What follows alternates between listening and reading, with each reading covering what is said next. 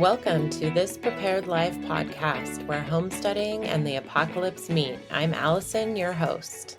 Hi, and welcome to This Prepared Life. I'm Allison, your host, and today we are finishing up our series on gardening, and I'm going to share about how I plan my garden. And how I do it will not work for everyone, but I hope that you can find some tidbits of information in here that will be useful to you.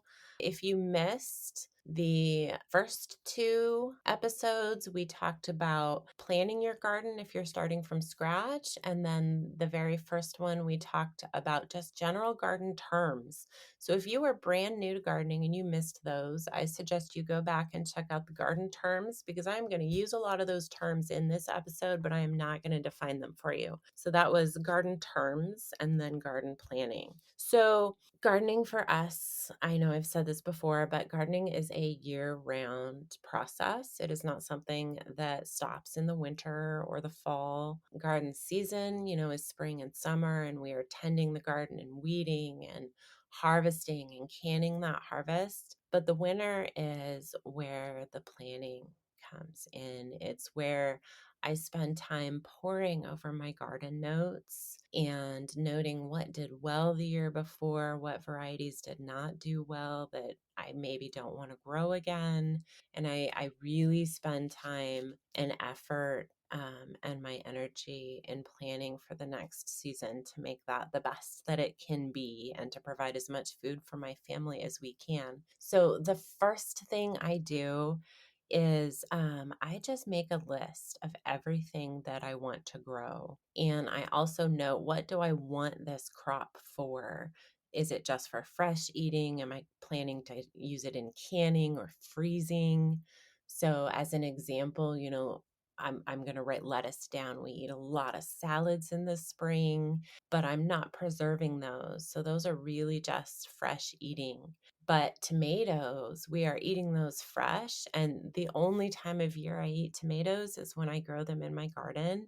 Once you have tasted a garden tomato, it is so hard to go back to store tomatoes. But we're also canning and preserving those tomatoes. I'm making our own sauce to last us, as long as we can throughout the year. I freeze cherry tomatoes for tossing into just different meals in the winter. So I write that down on my list. Fresh, canning, freezing, dehydrating, just the different preservation things I usually do with those. That way, when I'm planning out how much, I know I need more or less of that item. So the second thing I do after I have listed everything that I want to grow, these are the things we eat. I write how much of each plant I want. And when I first started gardening, I just wanted a list. You need to grow 52 tomato plants to last your family through the season and to get your year's worth of sauce. And that is unfortunately not how it works.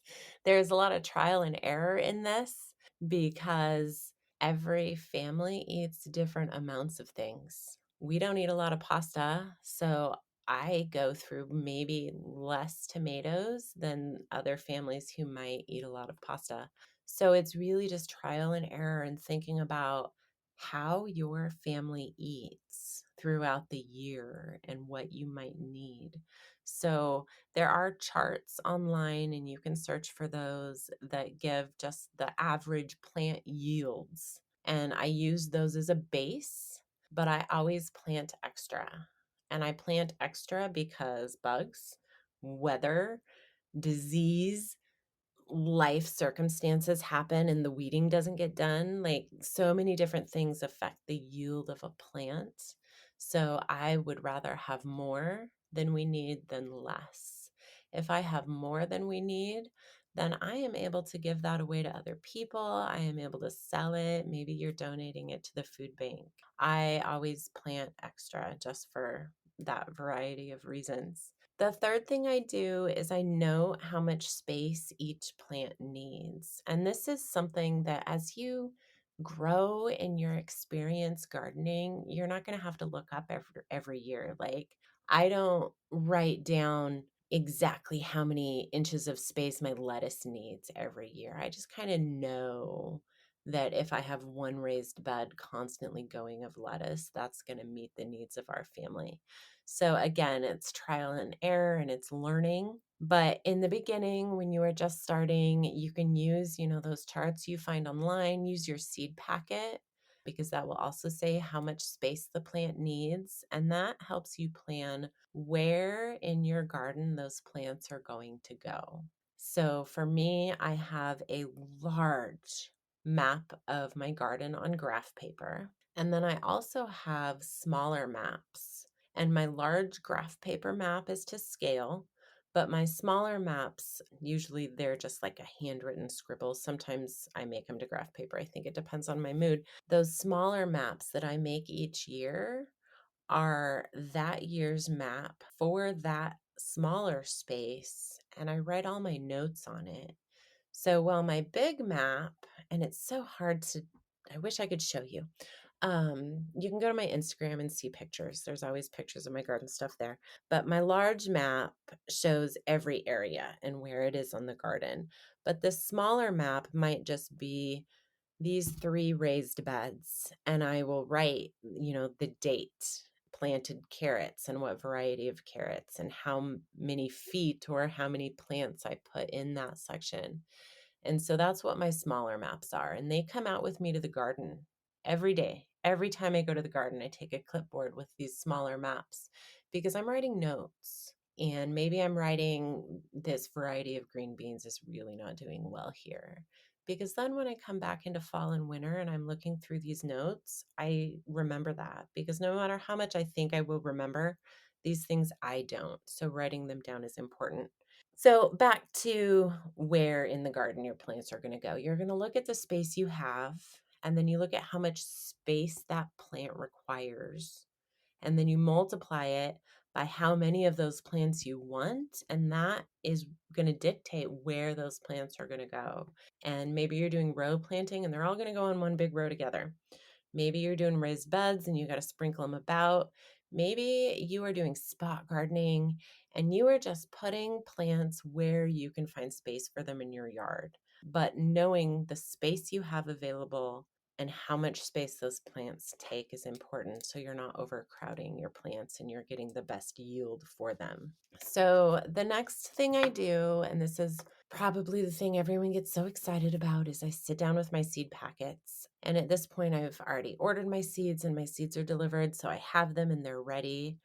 And this is when I'm figuring out when. When do these seeds need to either be started in my greenhouse or go into the ground? And I am a huge rule breaker when it comes to starting seeds in the greenhouse. I start almost everything in my greenhouse because I much prefer to put established plants into my garden than sow seeds I'm not sure if they're going to grow or not. Being as I live in a climate with a shorter season, this also gives me a jump start knowing that those plants had a little extra time in the greenhouse. But I sit down with my seed packets and I print a blank calendar, and then I mark my last and first frost dates on that calendar. Once I have those 2 dates on there, I start counting backwards from first frost, which is in the fall. First frost is in the fall, all the way to probably February or Marchish. And I am literally actually writing the numbers down on that calendar so that I can kind of have an idea of days to harvest. So last frost is 0, and your first frost is your days to harvest. That's your growing season. That's how much time you have to work with between frosts.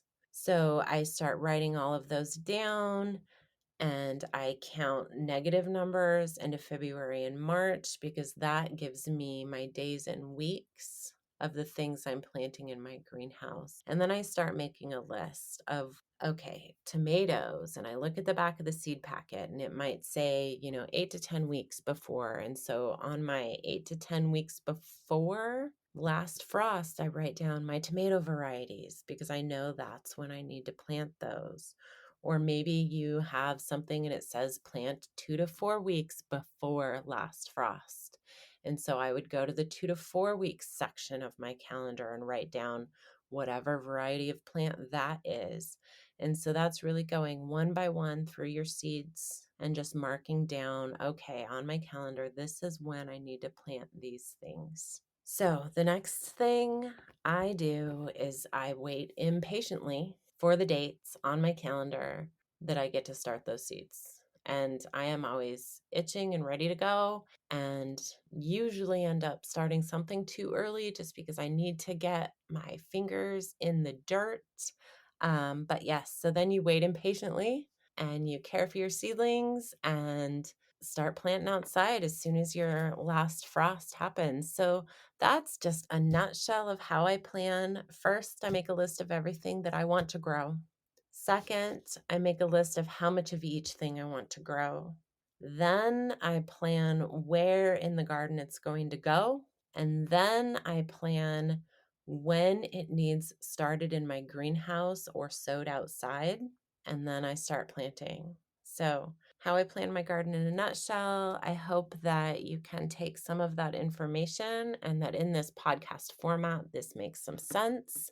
And if you have any questions, you can feel free and find me on Instagram and message me, or you can shoot me an email at thispreparedlife@gmail.com. I am always happy to answer questions and open to helping people take their next steps in their journey. And I also have gardening highlights on my Instagram profile, which will link to different posts outlining this information, as well as just our journey through gardening in the past years. So check those out. Thanks for listening. Thanks so much for listening today. And until next time, remember, every little thing matters, and a goal without a plan is just a wish. If you have questions, you can find me on Instagram at thispreparedlife. I'd love to connect with you over there. You can also find me on the internet at www.thispreparedlife.com. And if you enjoyed today's podcast, I would love it if you would leave me a review on Apple Podcasts.